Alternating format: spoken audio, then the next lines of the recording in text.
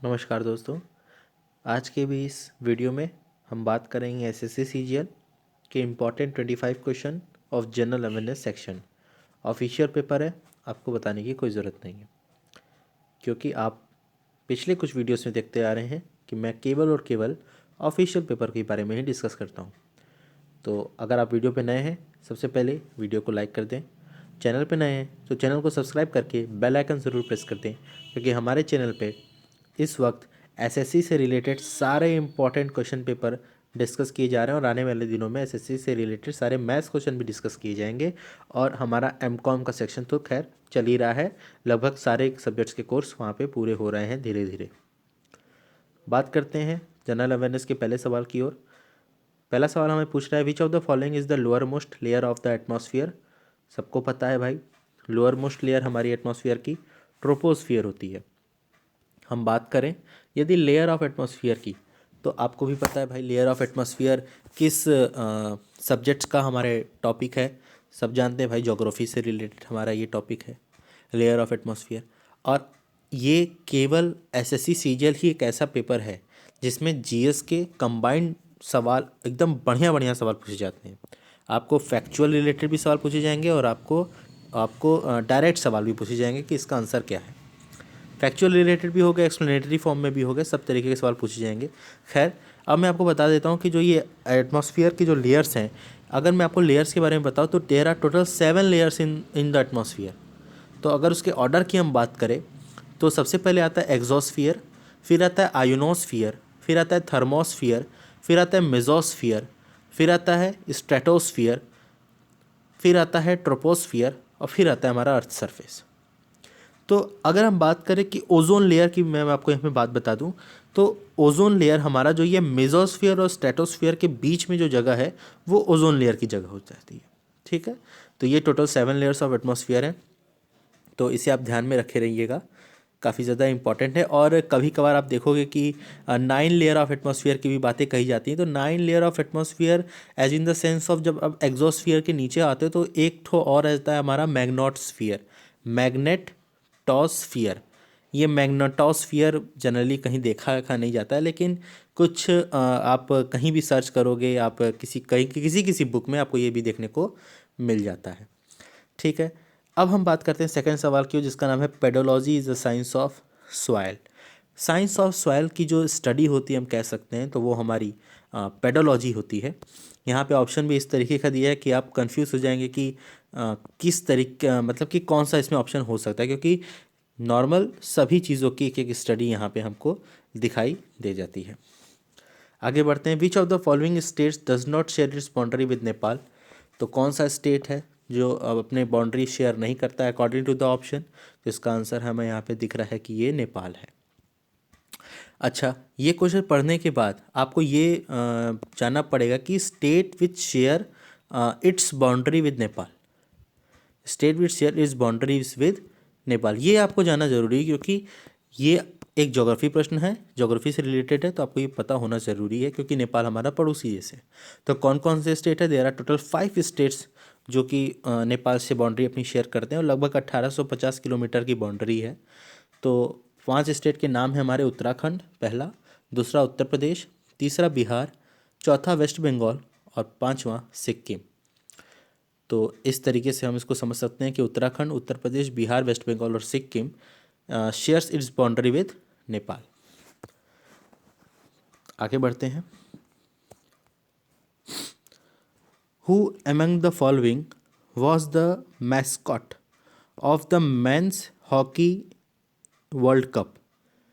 Mascot of the men's hockey world cup held at Bhubaneswar in 2018।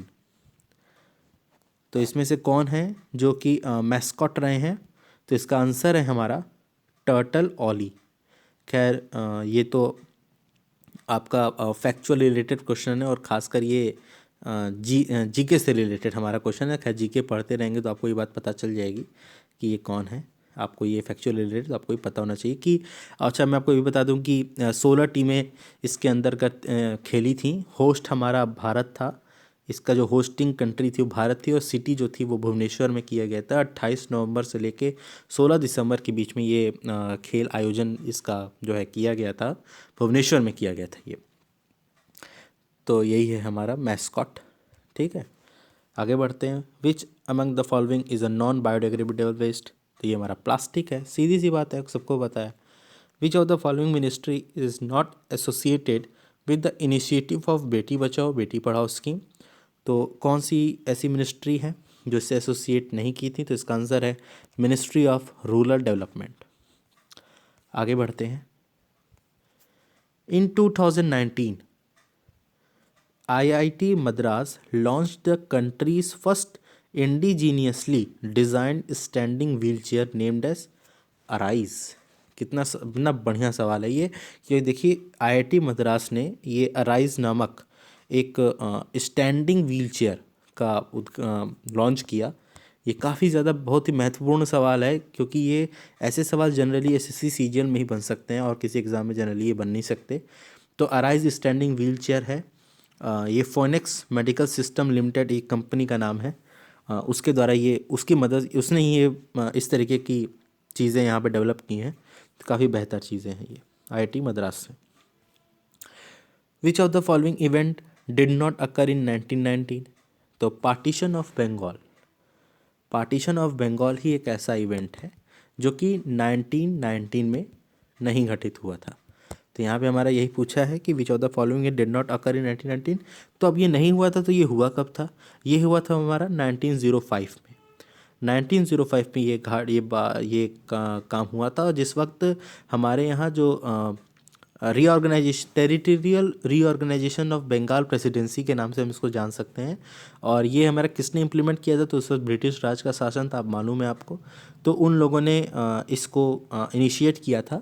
इसके reasons अगर मैं आपको बताना चाहूँ तो इसके रीजंस थे कि poor economic condition in East Bengal, ये भी कुछ था, और कुछ dominance of businessman in West Bengal था over the governance of Bengal. मतलब कि बिजनेसमैन जो वहाँ के बंगाल के थे वो बंगाल के गवर्नमेंट पे काफ़ी ज़्यादा डोमिनेंट हो गए थे। तो वो भी एक कारण हो सकता है ये पार्टीशन ऑफ बंगाल का।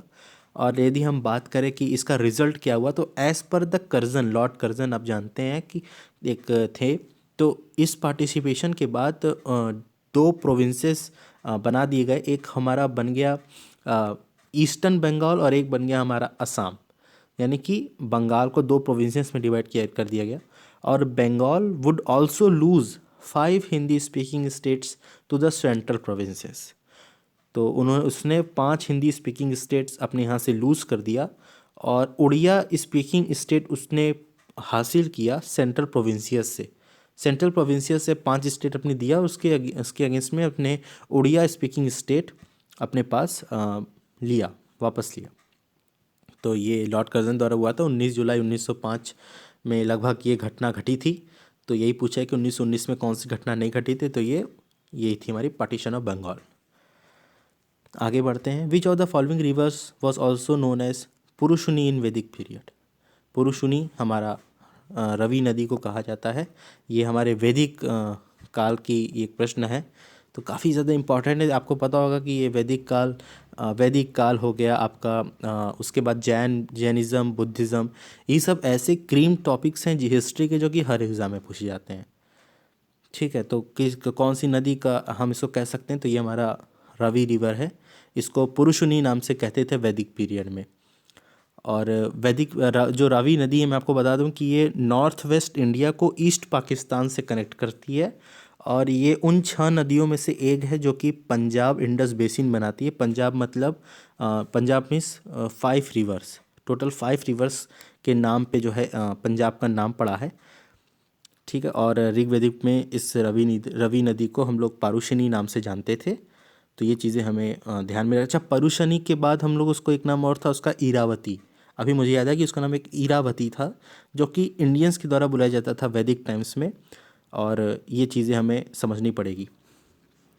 आगे बढ़ते हैं। Who among the following is not a recipient of 2019 Mother Teresa memorial award for social justice? ये हमारे थे मेधा पटकर। आगे बढ़ते हैं। Who among the following is the chief minister of Mizoram? As on November 2019 CM of Mizoram हमारे कौन थे? आपको डेट भी दे दी। ऐसा डेट देने का मतलब ये है कि आपको पिछले सीएम भी याद होने चाहिए कि कौन कौन रह चुके हैं। तो खैर एज ऑन नवंबर 2019 में पीयू जोरमथांगा थे, पीयू जोरमथांगा। और हम बात करें कि इस वक्त भी यही हमारे चीफ मिनिस्टर हैं। अगर हम बात करें इसकी first chief minister of Mizoram की, तो इसका आंसर हो जाएगा C Chunga. C dot Chunga is the first chief minister of Mizoram. So he served the Mizo union from 1972 to 1977। तो ये इनका कार्यकाल रहा है और इनका पूरा जो जीवन है 1915 से लेकर 1988 तक इनका पूरा जीवन काल रहा है। तो ये बातें हमें जाननी पड़ेंगी, काफ़ी ज़्यादा इम्पॉर्टेंट है। इन जुलाई 2019 विच of the following schemes was launched to accelerate water harvesting and conservation measures? तो इसका आंसर है जल शक्ति अभियान। आगे बढ़ते हैं। How many medals did India win in 2012 summer Olympics? Summer Olympics की अगर हम बात करें तो इंडिया हमारा 2012 में कितने मेडल्स जीता है, इसकी बात यहाँ पे ये पूछ रहे हैं। तो अकॉर्डिंग टू द ऑप्शन इसका आंसर हो जाएगा 6।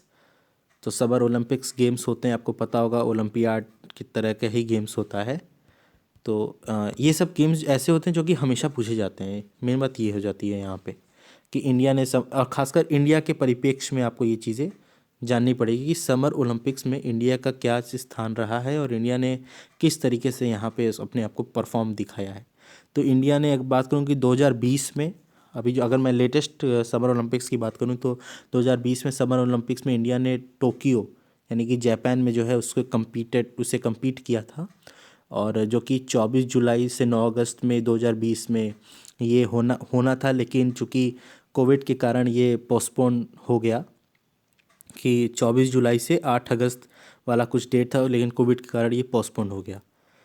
तो ये था, उसमें 18 स्पोर्ट्स खेले जाते हैं। 18 स्पोर्ट्स में लगभग 126 कॉम्पिटिटर्स हैं, 126 कॉम्पिटिटर। और इसकी फ्लैग बियरिंग अगर आपको पूछे जाए, ओपनिंग कौन किया था इस पूरे इवेंट की, तो ये मैरी कॉम और मनप्रीत सिंह जी ने इसकी ओपनिंग की थी। तो ये भी हमको ये चीज़ जाननी ज़रूरी है। इसके कुछ कुछ डिटेल्स, थोड़े बहुत डिटेल्स आपको दिमाग में होंगे तो आप कोई भी क्वेश्चन आसानी से क्रैक आउट कर लेंगे। तो ये चीज़ें हैं इसमें। आगे बढ़ते हैं। Under which amendment of constitution of India was goods and service tax imposed? सबको पता है ये 101 अमेंडमेंट है, इतना ज़्यादा ये फेमस हो गया है कि 101 अमेंडमेंट क्या है भाई, ये हमारा जीएसटी से संबंधित है। तो ये बात आज के डेट में सबको पता है कि 101 ऐसा नंबर भी है, 100 प्लस 1, तो ये सबको पता है कि जीएसटी ही है। ठीक है, तो ये चीज़ें हमें यहाँ पे जाननी पड़ेगी। आगे बढ़ते हैं। What does she stand in ITCZ? ITCZ, अच्छा ITCZ क्या होता है? इसमें जो सी स्टैंड है ये आपको बताना है कि सी ये हमारा कन्वर्जेंस के रूप में स्टैंड होता है। और ITCZ का मतलब होगा इंटर ट्रॉपिकल कन्वर्जेंस जोन। ये एक तरीके का रीजन है जो the region that circles the earth near the equator. Equator के पास अर्थ को सर्कल कर देता है, उसमें इसको शो करते हैं उस चीज़ से जहाँ पे ट्रेड विंड्स नदर्न और सदर्न हेमिस्फीयर के एक साथ जहाँ पे आती हैं, उस पोर्शन को हम लोग इसको इंटर ट्रॉपिकल कन्वर्जेंस जोन्स कहते हैं। तो ये चीज़ समझने वाली बात है। आगे बढ़ते हैं। What is the rank of India in global peace index 2019?